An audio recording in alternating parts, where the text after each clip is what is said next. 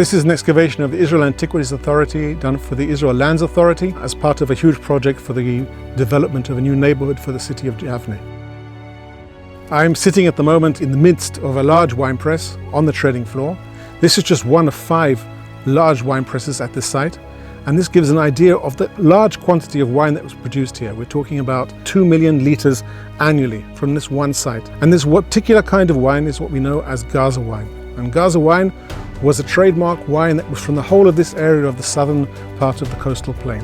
We have to realize that this was a prestige wine. It was a light white wine, and it was taken to many, many countries around the Mediterranean. We're talking Egypt, we're talking Turkey, we're talking Greece, maybe to southern Italy as well. So this was a wine that was widely distributed around the Mediterranean. In the excavation here in Yavne, the main find are jars.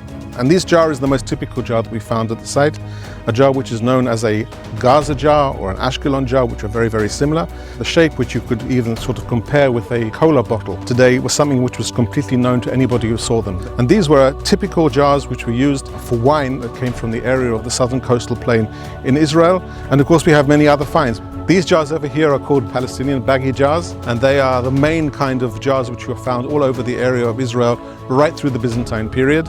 We have these oil lamps which date to the same period as these jars.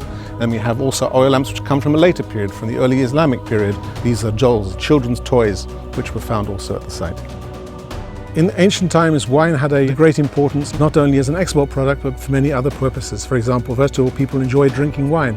But beyond that, this was a major source of nutrition. And this was a safe drink because the water was often contaminated, so they could drink wine safely, and then they could also, of course, take it in as part of their daily diet. Excavation goes well beyond the usual scale of excavations that the Antiquities Authority conducts. A continuous excavation of 2 years, 200 to 300 workers daily, huge site, a huge area of excavation. That will be the challenge of the excavators here, is to work through all the material and to bring it to publication at the end.